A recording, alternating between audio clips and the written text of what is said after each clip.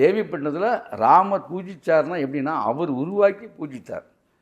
நீரில் அவருக்கு ஒரு பிரச்சனை வரும் பொழுது ரிஷிகள் அவருக்கு வந்து வழிகாட்டினாங்க. அப்போ அதை மையமாக வச்சுக்கிட்டு நவக்கோள்களை வந்து நீரில் பிரதிஷ்டை பண்ணார். இன்னமும் இருக்குது.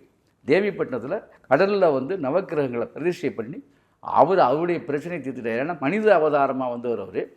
அப்போ அவருக்கு அந்த சீதா பிரச்சனை, இந்த மாதிரி கடுமையான அவருடைய மனச்சோர்வு இதெல்லாம் நீங்கிறதுக்கு அவரும் நவக்கிரக பூஜையெல்லாம் பண்ணார். அந்த நவக்கிரகத்தை தண்ணீரில் வச்சு வணங்கினார்.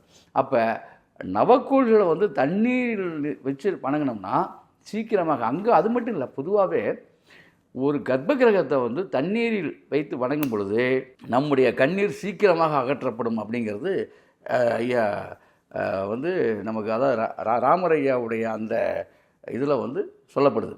அப்போ அவர் அதுக்கப்புறம் தான் சீக்கிரம் அந்த மணல் லிங்கம் பிடிச்சதெல்லாம் அதுக்கப்புறம் தான். சீதாதேவி வந்தது மணல் லிங்கம் பிடிச்சதெல்லாம் அதுக்கப்புறம் தான்.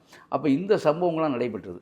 அப்போ அதன் பிறகு நம்ம வந்து இதுக்கப்புறம் பார்த்திங்கன்னா தமிழ்நாட்டில் வந்து மணப்பாறை, திருச்சி மாவட்டம், பொன்முச்சந்திங்கிற ஊரில் நீரில் உள்ள நவக்கிரகங்கள் இருக்குது.